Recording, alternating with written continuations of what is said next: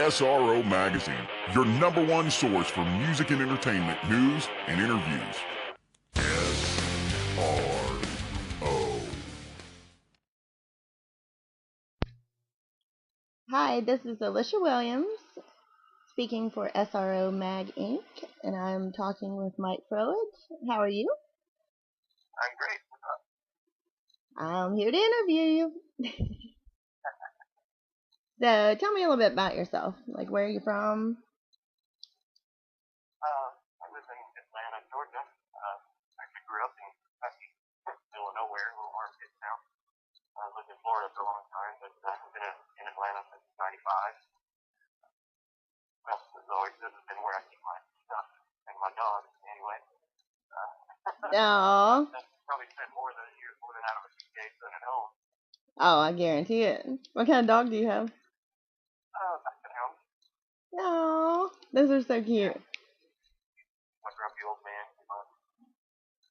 Awesome. He's the boss here at my studio. Oh, they're the boss everywhere, I think. Yeah, he just lets me work here.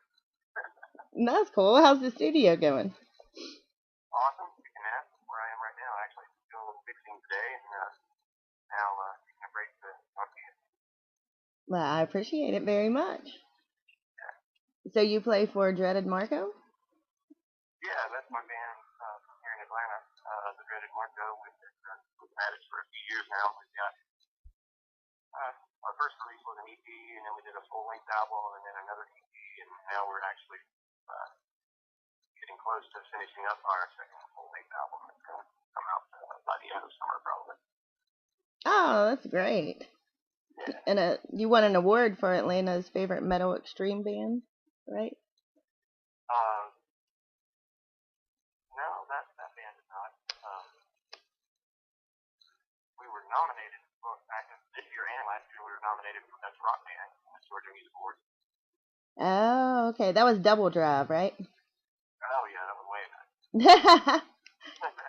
Yeah, you gotta go way back sometimes. Yeah, that was like 99 or 2000. I actually forgot about that. What bands have you opened, like, did you open for, like, in the early stages? The Dreaded Marco or back in the Double Drop days? In Dreaded Marco, I saw you open for Skid Row and Black Label Society. Yeah, it was like the Black Label, actually right after I finished the Black Label Society gig. They came through town in Atlanta, and a couple months later, we opened for them. What was that like to open for them after you played with them? It was cool. I knew all the songs, that was for sure. Oh, I guarantee it. But yeah, it was fun. You know, my buddy Chad Zeglia, who used to play for Breaking Benjamin, he took over, so he was already playing with them at that time. And, yeah, it was cool to actually see the show from the front side of the stage after having seen it from the back side of the stage for over a year. Nice. How was the Black Label Society experience? That was fun. That was really awesome. Nick and I, who actually he left the band back around the holidays, I think, after. He's been there the whole time, like 17 years or something. But anyway, Nick and I, the rhythm guitar player, and some friends, that's way back before there even was a Black Label Society. We both used to do the cover band circuit in the early 90s, all over the southeast and up and down the East Coast. I had a cover band down in Florida, and he had a cover band up in Pennsylvania, where he's from. We were touring playing all the same clubs, and, same promoters and nations, all that. We met back then, and had just stayed in touch ever since. So that's kind of how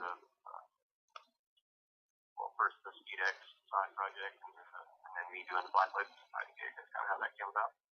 Oh, that's nice. Zach's awesome, and he's awesome, and we went a lot of cool places and played a lot of cool shows and festivals. That was a good time. That's great. Nick's a really cool guy. What's that? I said I've spoke with Nick, and he seems like he's a pretty great guy. Oh yeah, totally great. He did a couple of irons in the fire. He's working on a new project to do himself right now. Yeah, I think he's got a few things going on. Yeah, he's got a new thing going on with my buddy Morgan, drummer from Seven Dust, more Atlanta boys there. And I think one of the guys from Candlebox and a couple other dudes are in on that new project with it. So, That should be awesome. yeah, he's himself busy. I can't wait to hear some of that. So have you always wanted to be a drummer? Did you always want to play drums? Yeah, pretty much since like middle school. Prior to that, I had taken piano lessons and guitar lessons, so I had a little bit of background in that.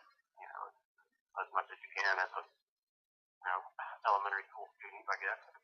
I'm trying to learn guitar. It's not easy with short fingers. Right, yeah. I'm giving it a whirl, though. Did you ever feel weird, like, about, how drummers and bass players are kind of not in the spotlight, even though they pretty much make up the whole rhythm for the songs? Did it ever bother you that, like, singers are in the spotlight or anything like that? I'm always getting hard enough and wave my arm crazy enough that people notice. Oh, yeah. You gotta get the twirling and all that good stuff. Yeah, right. But, it's fun being the foundation, Nobody pays much attention to the foundation until it's not there and then the house falls down, That's my favorite part. So you do more producing now, right? A lot of producing and drumming. I play drums on a lot of sessions here, both here at my studio and elsewhere. And yeah, I produce a lot of bands, do a lot of producing and mixing. And I've had this place for actually more than 7 years now.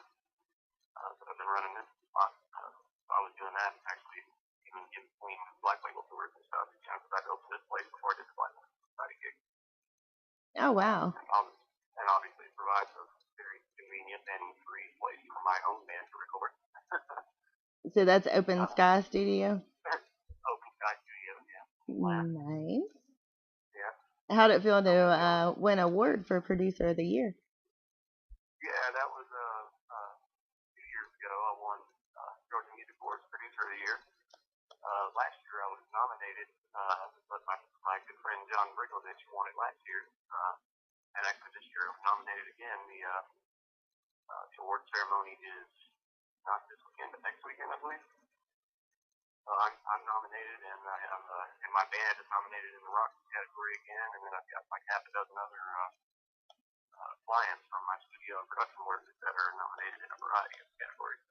Oh, wow. Did they stream that live anywhere? I don't think so, but they're pretty good about getting stuff up on Facebook, Twitter, and everything and on their website and whatever pretty quickly after it happens. But I don't think there's a live video stream or anything that I'm aware of. Well, good luck. We'll have to watch for that. Yeah, thanks. Now, you've produced a lot of bands and worked with a lot of bands.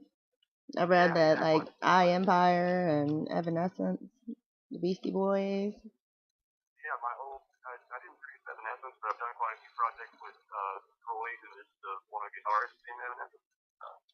He was my guitarist in Double Drive.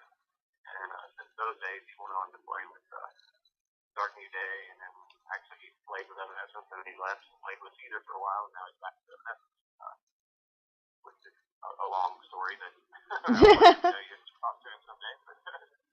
But yeah, we do a number of projects together, working on producing some things in the studio, and we played on some things together lately. We donated a couple of songs to our buddy Froedge Interview did a documentary film about how poorly our veterans are treated.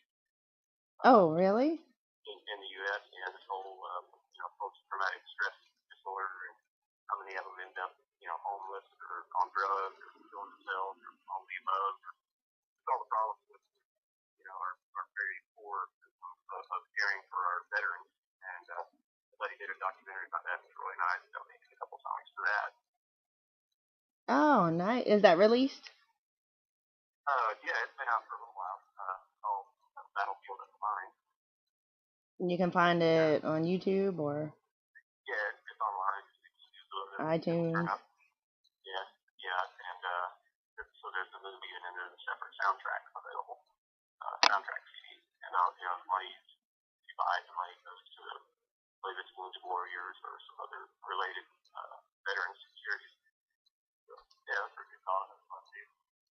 That's great. You also did was it Devil's Wheelchair for Cancer Falls?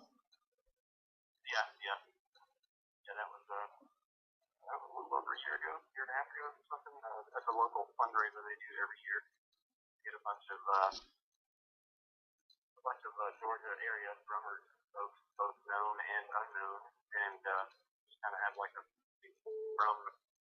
day of drum related chaos.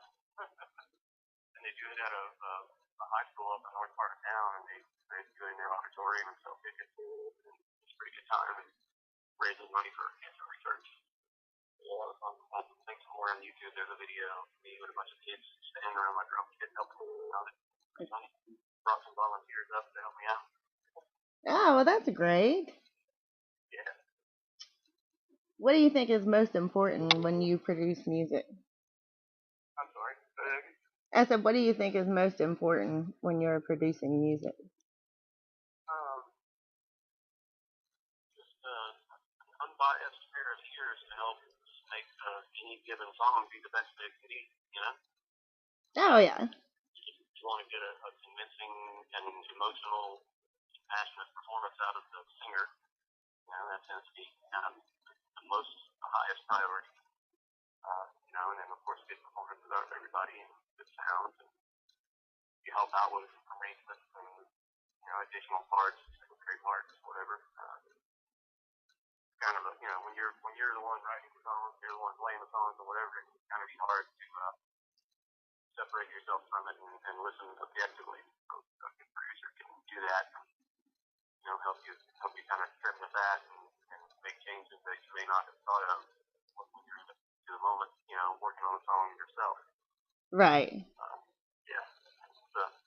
I always say that producing is 1/3 technical and musical knowledge and 2/3 psychology. That's a very good point. You kind of read people and figure out how to approach them, how to approach that particular person to get what you need to get out of them, like performance-wise and emotion-wise. Some people you got to kind of baby them and coddle them along. Some people you got to piss them off. Some people you just say it and they're like, oh, and then they do it. Kind of all over the map. That's part of the fun of it. It just depends on your work with. Yeah, exactly. How do you feel about selling music like online and like illegal downloading and all that? Well, it's kind of a mess right now. It's kind of upside down as far as that's concerned.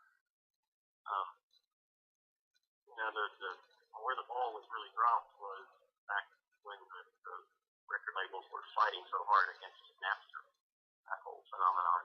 Because you can't reverse technology. You can't stuff the genie back in the bottle. Right. Once something exists, it exists. Once the technology is out there, you can't find to invent it.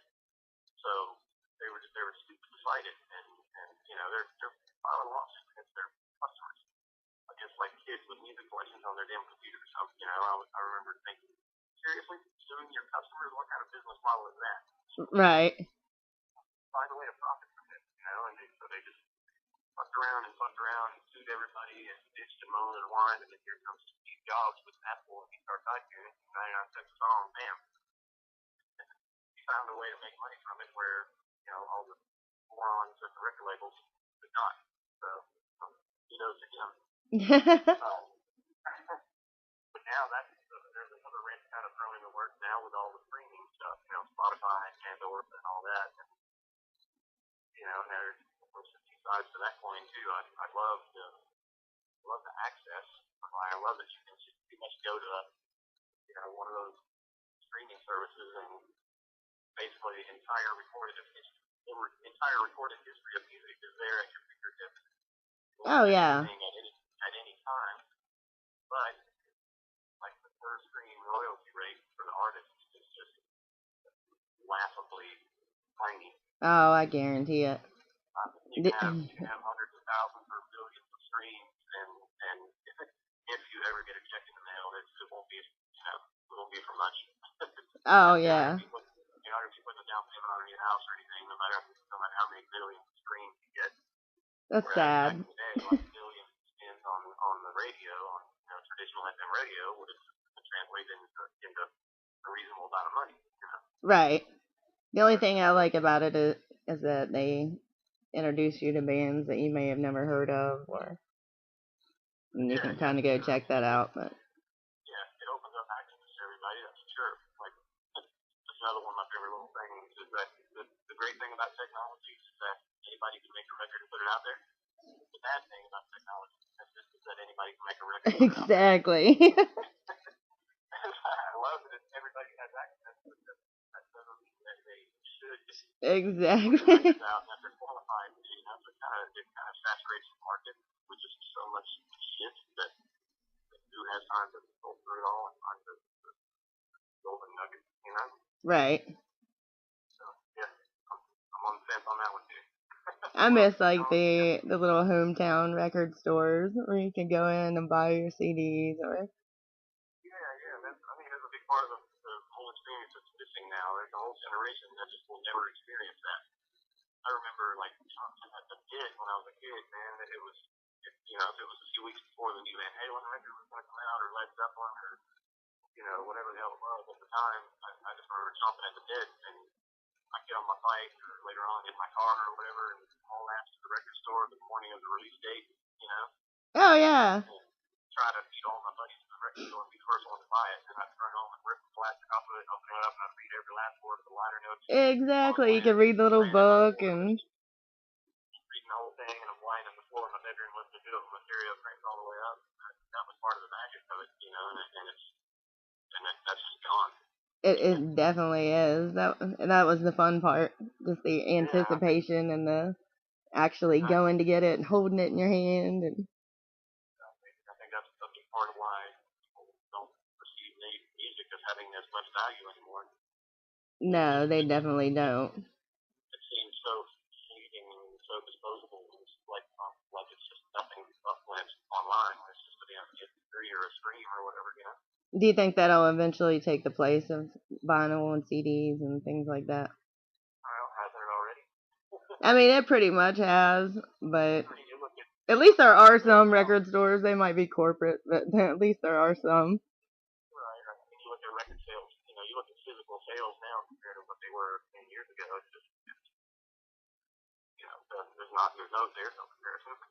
Oh no, that's what you can download a brand new album the day it comes out for $8.99 or whatever. Yeah, or let's do it over and over on YouTube or Spotify or whatever for nothing, you know. But the sad part is when people do that, you don't get the little book. You don't learn about the people in the band or the meaning behind it. You just download it and listen to it. It seems like the meaning has been gone. Yeah, exactly.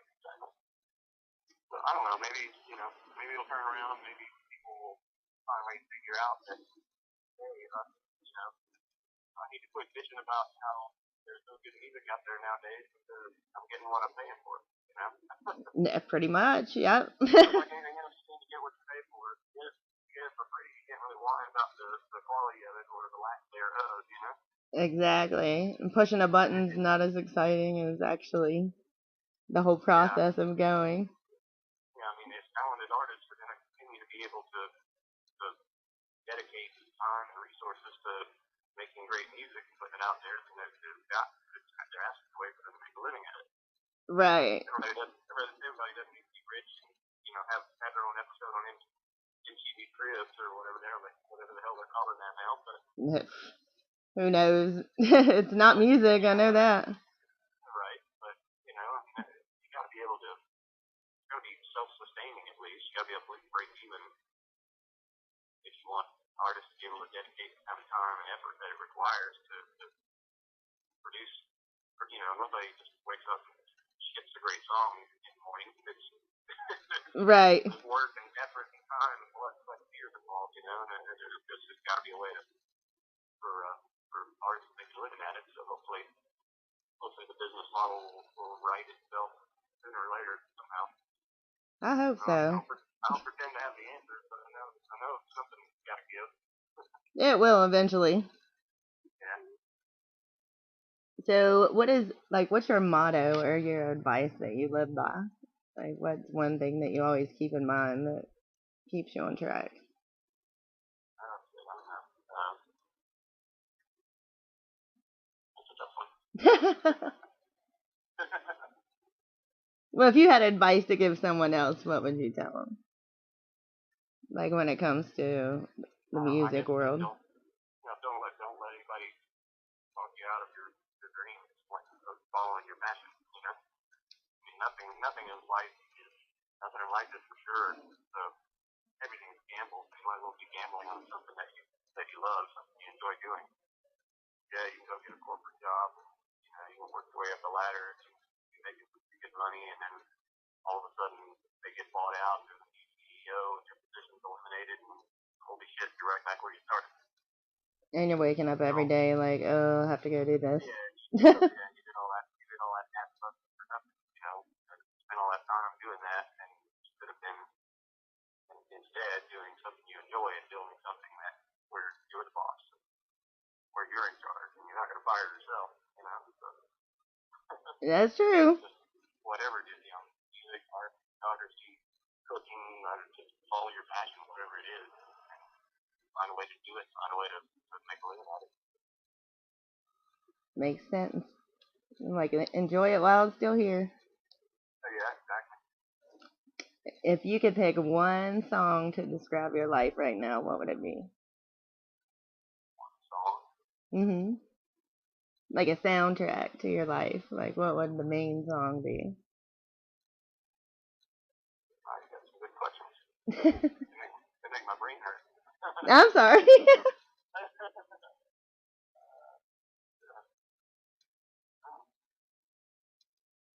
Burning down the house. There you go. Good choice. That's what I'm trying to do. I'm trying to play this radio. I'm trying to make sure music, especially from my town and from my state, gets noticed. Because Atlanta specifically is, the rest of the world, Atlanta is kind of known as like a hip hop and R&B mecca. So right. that stuff comes from here, and that's fine. I got a lot of friends that do that and whatever. But there's so much other music here, rock, metal, and pop, and indie, and country, and Americana, and there's so many other great kinds of music, coming out here, and great artists and bands doing that kind of stuff that just gets very little or no recognition for it outside of the town, because everybody thinks, oh, Atlanta, that's where all hip hop and R&B and stuff comes from, Outkast and B.O.B. and Usher and all that stuff, which is great, good for them, but there's way more to Atlanta than that. So, oh, yeah. I'm trying to light the fire and make sure that as much of that stuff gets out there as possible, so it helps get noticed. That's awesome. Not just my own, but anybody that comes through here that I work with, you can mix and record or play for or whatever. So what do you have coming up that you want people to know about? Like, what are your upcoming projects? We've got the new Froedge Interview album coming out at the end of the summer. We have not set an exact release date yet, because it's not finished yet. I've been having to kind of squeeze it into the scheduling between the paying customers here. Right. But yeah, that's the next big thing, I guess, is the Froedge Interview album coming out probably August or September at the latest. Okay, we'll have to watch for it. It'll be a full length. It'll be on iTunes and Spotify and all the usual outlets where you don't make any money. In a record store, hopefully. Yeah, there'll be some physical copies of the shows at least. I don't know how many record stores it'll be in. That kind of the distribution costs you more than it's worth for the number of copies you sell in a store. Yeah, true. Do you have any? Do you all have any shows coming up? Not until the record's done. Oh, okay. Then you'll kind of do a promotion type. Yeah, just whatever time that we have available to us, because everybody else in the band is busy doing a lot of stuff too. Our guitarist, Mike Martin, has a solo project that he does, and he's on Steve Vai's record label, and so he's got his own solo stuff that he stays busy with, and actually our bass player has been doing some of that with him lately. And he used to play with Fozzy and Stuck Mojo. I don't know if you remember those. I love Stuck Mojo. Yeah. I remember seeing them a long time ago. Oh, cool. Yeah, he played with him for a while, Mojo and Fozzy. But anyway, so solo gigs. He has some solo music projects going on as well too that I've been producing here for him. And that record will probably be out this fall. Also, his solo stuff. Oh, cool. Anyway, my point being that our time has been limited, so we've been trying to spend it on getting the record done and we've rehearsed the shows and stuff. Oh, yeah. We can do that after. We're overdue for some new products. So it kind of wants us to play more shows at this point until we have something new to put in these fans. Are there any websites that we can go to kind of follow you guys? And I'm on all the usual stuff, Facebook, Twitter, and Instagram. And then I have my website, Froedge.com. all right. So That's right. Use on that website as updated as I can. But for more current events, you probably want to hit Facebook or Instagram or Twitter. yeah, Facebook's the new world communication. Pretty much, yeah. So everybody's so bored. It could be good and bad, but we'll stick to good for now. Right. Okay, well, thanks for taking the time to talk to me, and it's been very fun and interesting. Yeah, no problem. I appreciate the call. Look forward to the interview, the article. Yep, we do them both. Do them all together. Okay, and we will talk to you soon, and I'll let you know when everything's ready, and we'll be looking for the album. Sounds good. Thank you. All right, you have a wonderful evening, and thank you once again for talking to me. All right, bye-bye.